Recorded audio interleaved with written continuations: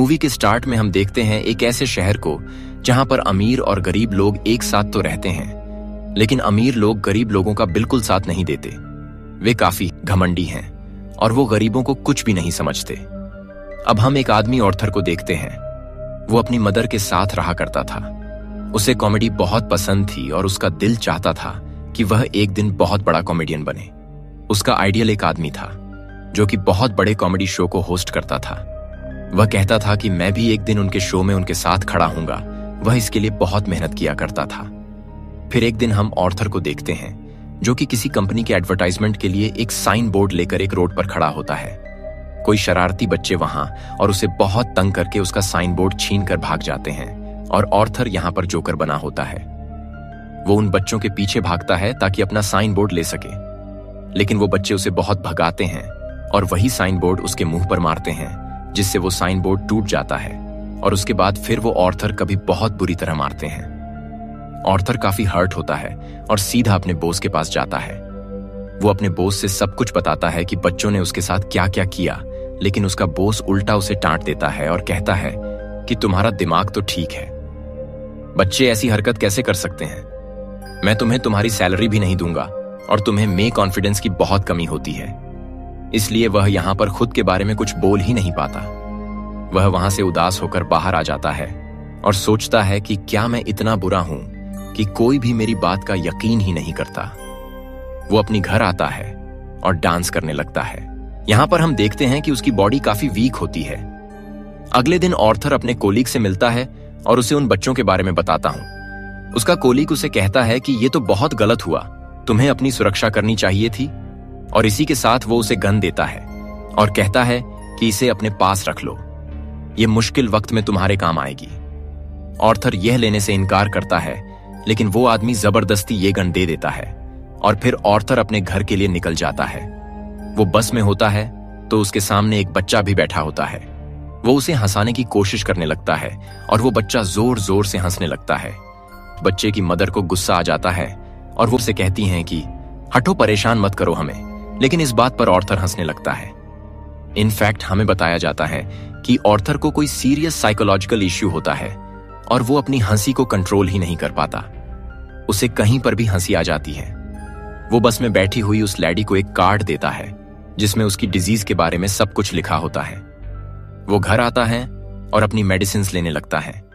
In fact वो गरीब था और ये दवाएं बहुत एक्सपेंसिव थीं, तो वो गवर्नमेंट के बनाए गए मेडिकल सेंटर से ये दवाई फ्री लेता था। वो एक दिन अपनी साइकेट्रिस्ट के पास जाता है। वो उसी कहती हैं कि मुझे अपनी डायरी दिखाओ कि तुम क्या क्या लिखते रहे हो।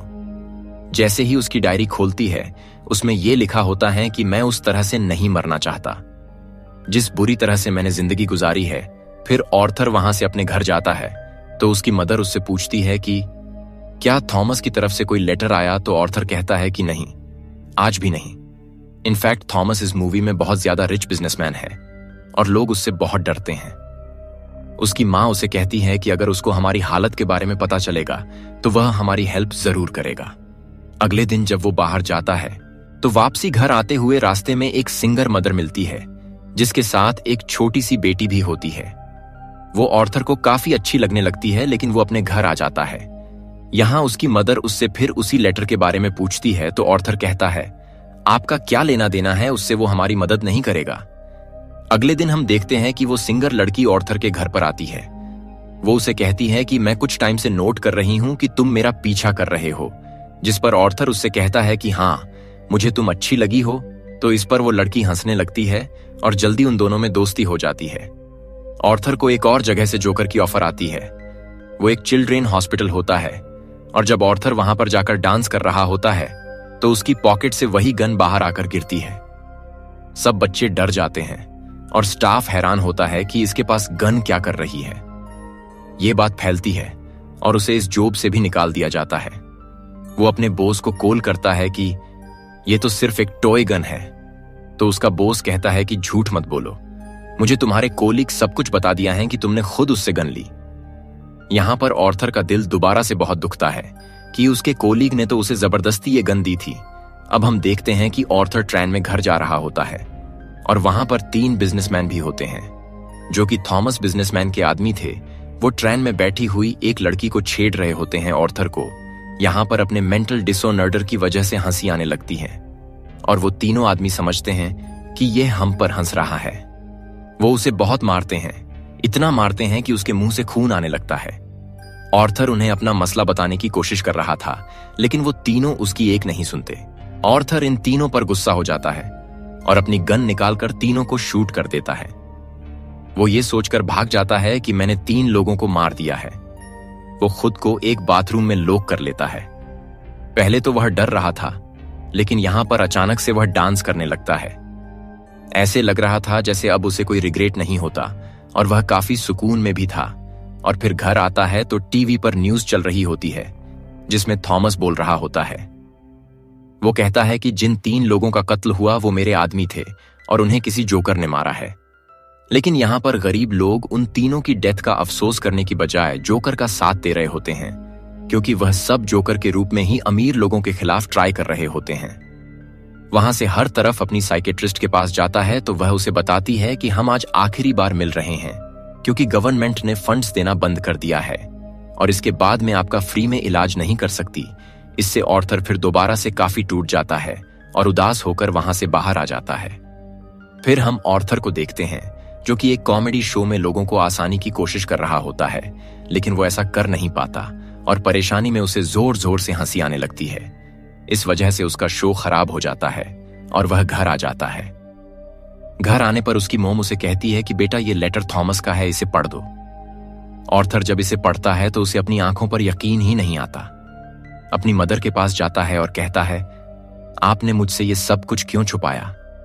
उसकी मां उसे बताती है कि बेटा मैंने ये जानकर नहीं किया।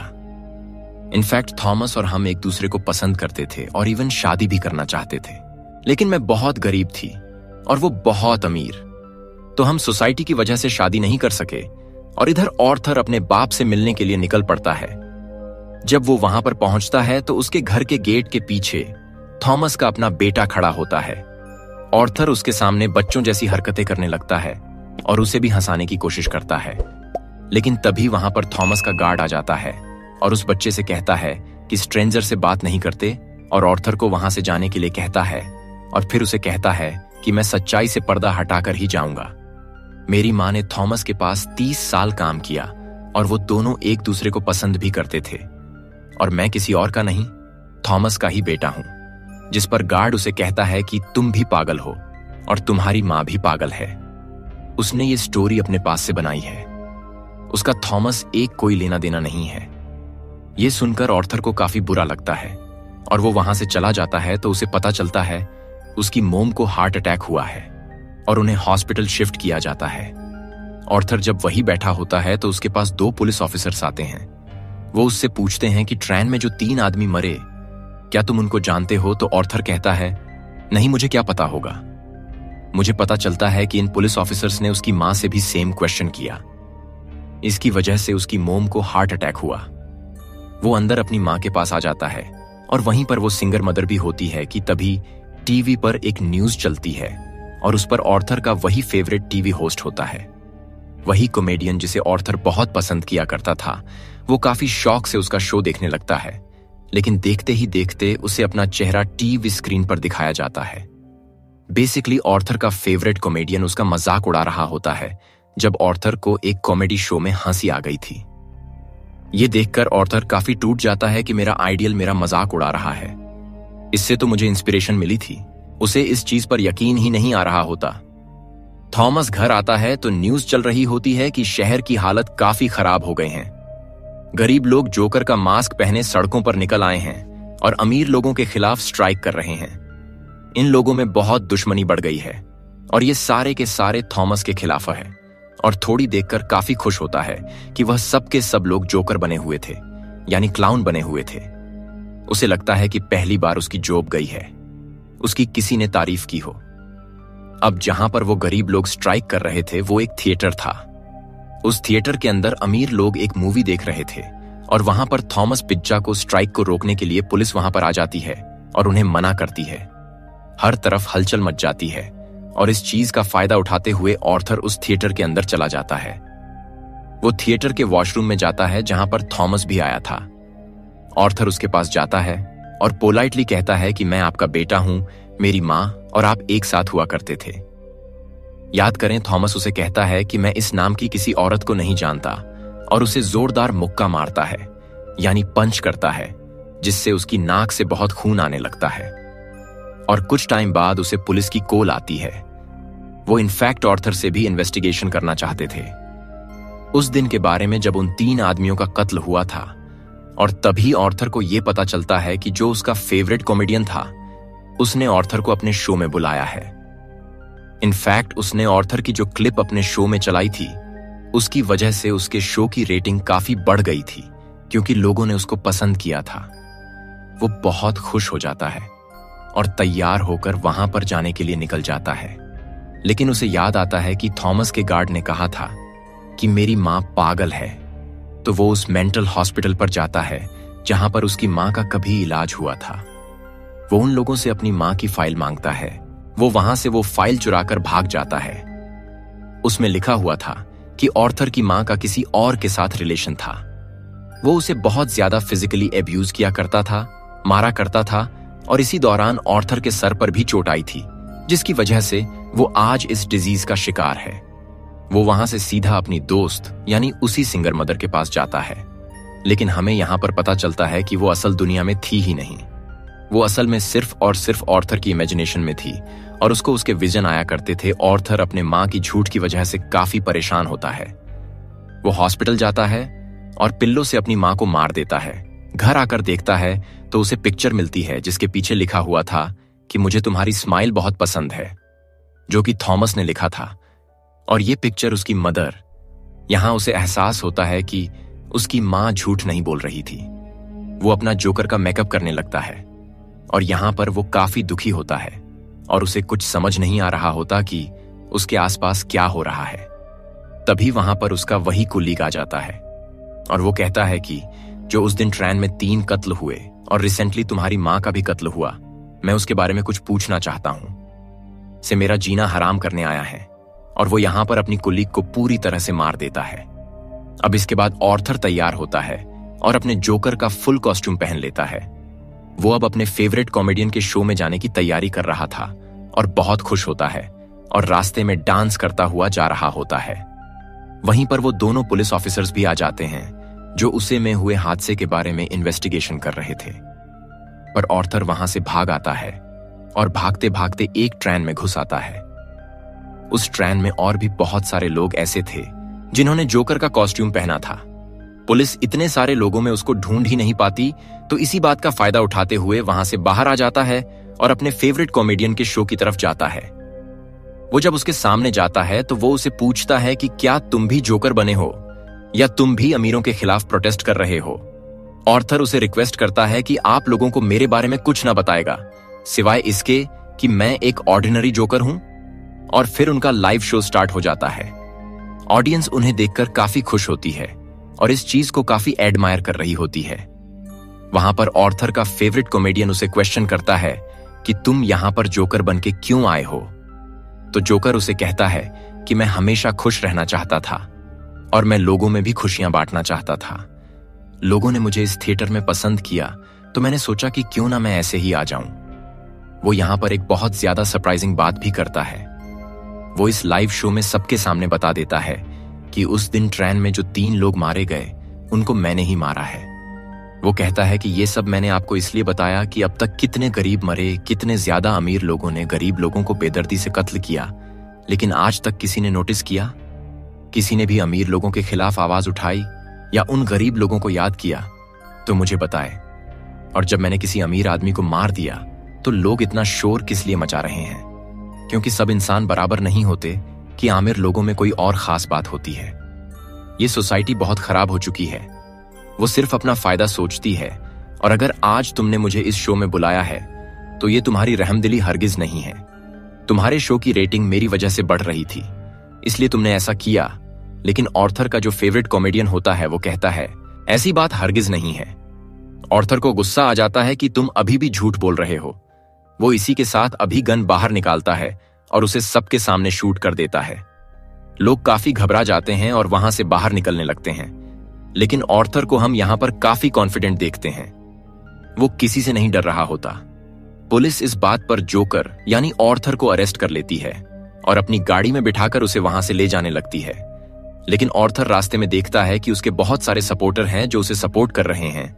उनमें से कुछ लोग एक एम्बुलेंस में बैठते हैं और उसकी ज्यादा स्पीड करके उस पुलिस कार के साथ टक्कर कर देते हैं, जिसकी वजह से वो पुलिस कार उड़ जाती है। और अब जोकर बाहर आ गया था, वो उन सब लोगों में शामिल हो जाता है और उसी कार के ऊपर आकर खड़ा हो जाता है। सब लोग उसे यहां पर देख पा रहे थे और उसे चीयर कर रहे थे। उसके मुंह और नाक से काफी खून आ रहा था, लेकिन वो उसी खून से अपनी स्माइल बना लेता है और हाथ फैलाकर जोर जोर से हंसने लगता है। इनफैक्ट ये एक ऐसी स्माइल थी जिसके पीछे बहुत तकलीफ और दुख छुपा हुआ था। वो लोगों का हीरो बन चुका था और वो यहाँ पे काफी खुश था कि लोग फाइनली अब सब उसकी तारीफ कर रहे थे, उसे अप्रिशिएट कर रहे थे।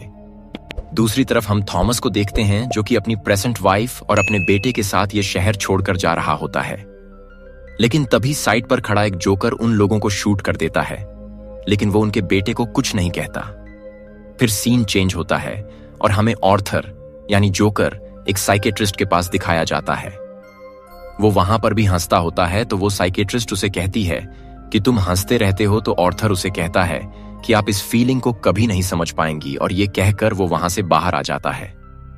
उसके जूतों के नीचे खून लगा हुआ था, जिससे ये जाहिर होता है कि एक अच्छा कैसे किसी कातिल में बदल गया।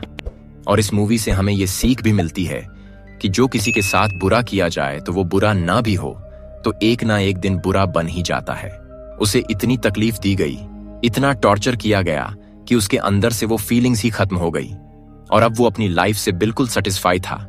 एल और समंथा अब बैंक को लूटते हैं और इसी के साथ ये मूवी यहीं पर एंड हो जाती है। मूवी कैसी लगी कमेंट करे, लौटूंगा ऐसी ही शानदार कहानी के साथ। कहानी अच्छी लगी हो तो वीडियो को लाइक करे, सब्सक्राइब करे और अपने दोस्तों के साथ शेयर करना ना भूले। मिलते हैं नेक्स्ट वीडियो में। धन्यवाद।